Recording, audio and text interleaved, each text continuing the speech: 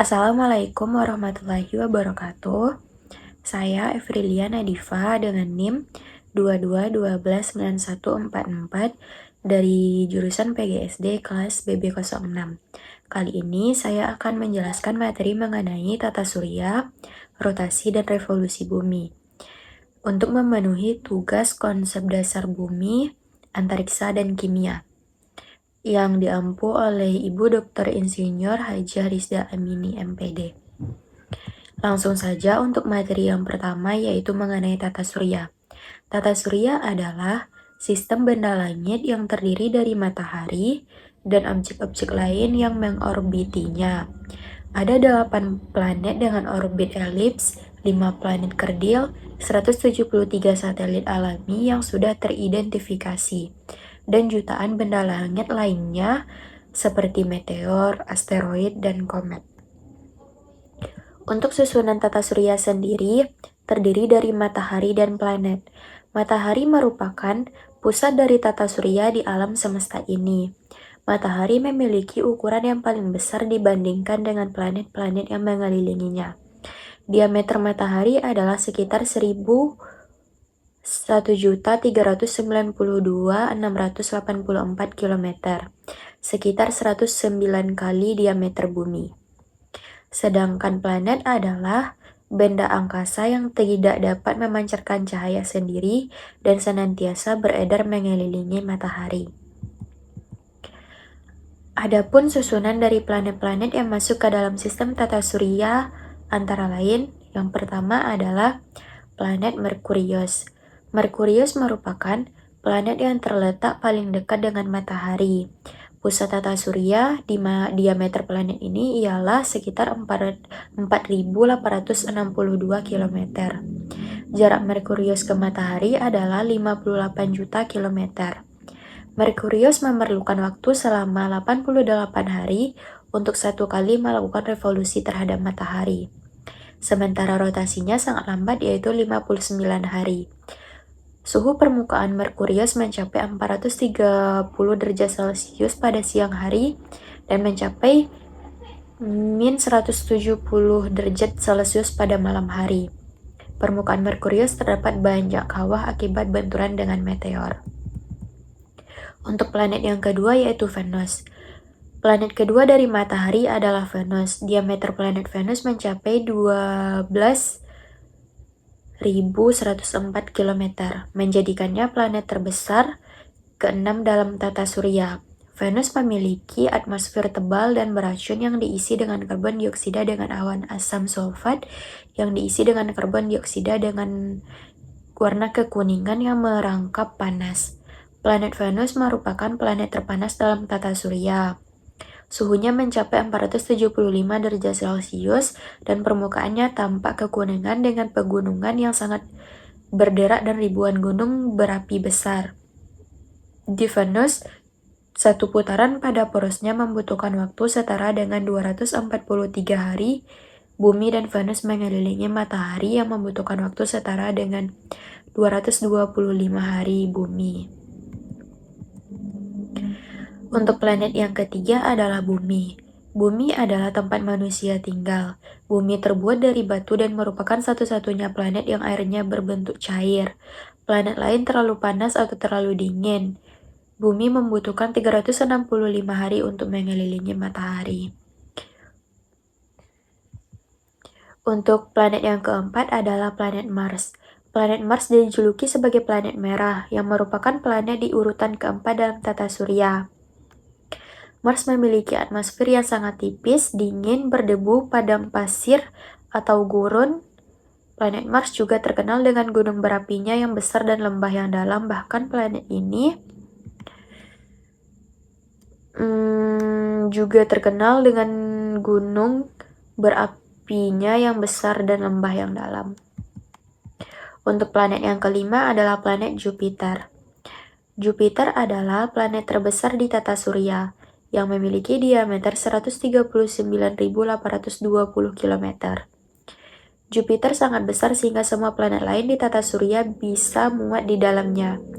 Atmosfer Jupiter sebagian besar terdiri dari hidrogen dan helium. Sebagian besar Terdiri dari planet gas raksasa, Jupiter tidak memiliki permukaan. Planet ini terdiri dari gas dan cairan yang berputar-putar. Satu hari di Jupiter hanya membutuhkan sekitar 10 jam dan Jupiter mengelilingi matahari dalam waktu sekitar 12 tahun di bumi. Untuk planet yang keenam adalah planet Saturnus. Jarak antara Saturnus dengan matahari adalah 1425 juta kilometer, dengan periode rotasi 10 jam 2 menit, dan periode revolusi selama 29,5 tahun. Planet Saturnus merupakan planet terbesar kedua setelah Jupiter. Diameter planet ini sebesar 120.500 km dengan massa 2,68 dikali 1026 kg. Planet ini dihiasi oleh gelang cincin yang terdiri atas es dan batuan-batuan yang sangat besar. Planet ini memiliki 9 satelit, yakni Mimas, Enceladus, Dione, Rhea, Tethys, Hyperion, Titan, Lepettus, dan Phoebe. Untuk planet yang ketujuh adalah planet Uranus. Planet Uranus adalah planet ketujuh dalam urutan anggota tata surya.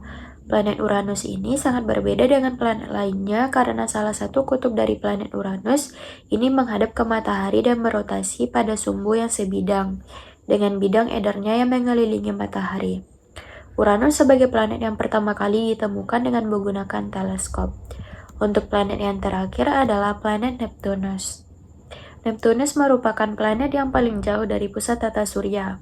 Sebelumnya, ada planet Pluto, namun Pluto sekarang bukanlah bagian dari sistem tata surya.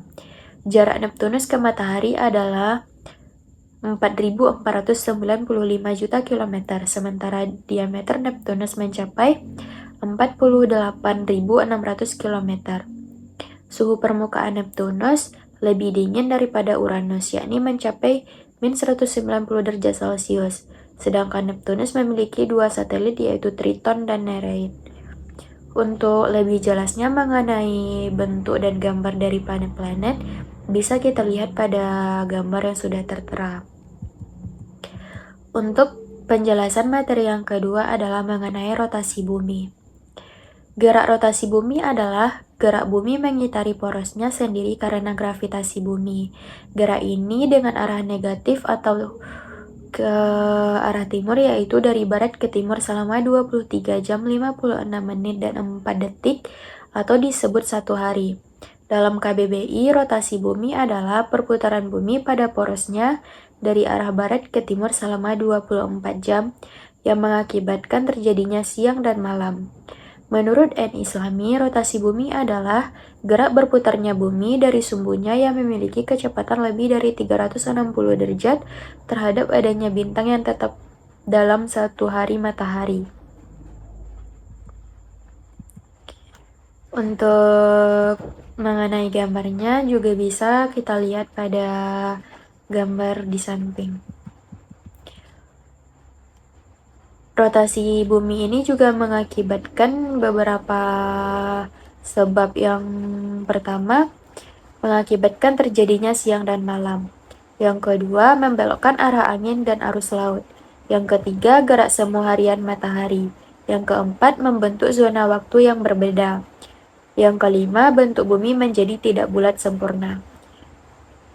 Di samping memiliki akibat, rotasi bumi juga memiliki manfaat. Yang pertama, kehidupan manusia jadi lebih terpadu. Yang kedua, dapat menentukan waktu dengan bayangan sendiri. Yang ketiga, alat komunikasi dapat digunakan dengan maksimal. Yang keempat, transportasi dapat berfungsi dengan baik. Pembahasan materi kita yang ketiga yaitu revolusi bumi. Revolusi bumi adalah gerak bumi pada orbitnya mengelilingi matahari. Revolusi bumi merupakan akibat tarik-menarik antara gaya gravitasi matahari dengan gaya gravitasi bumi. Bidang orbit bumi mengelilingi matahari disebut ekliptika. Selama mengitari matahari, poros bumi selalu miring 23,5 derajat terhadap garis yang tegak lurus ekliptika. Akibat dari revolusi bumi ini, yang pertama adanya gerak semu matahari. Yang kedua, membedakan waktu siang dan malam. Yang ketiga, sebagai acuan pembuat kalender Masehi. Yang keempat, membuat pergantian siang dan malam. Sedangkan manfaatnya, merasakan pergantian musim setiap tahunnya, membuat sistem penanggalan kalender. Yang ketiga, bisa melihat berbagai jenis rasi bintang. Untuk pembahasan kita yang terakhir, penyebab adanya rotasi dan revolusi bumi. Yang pertama, dipengaruhi oleh dua sebab. Yang pertama adalah gravitasi matahari. Semakin besar massa, maka semakin besar gravitasi. Semakin besar jarak kedua benda, maka gravitasi semakin kecil.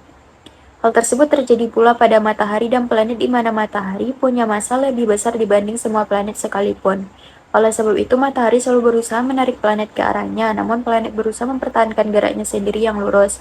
Hasil gaya tarik-menarik matahari dan gerak lurus planet menyebabkan planet beredar mengelilingi matahari.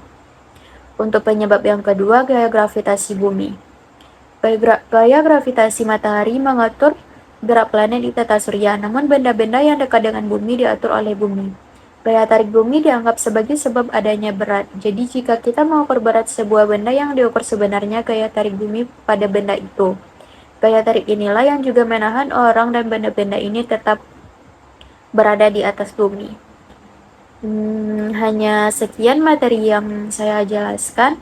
Apabila terdapat kesalahan kata, saya mohon maaf. Assalamualaikum warahmatullahi wabarakatuh.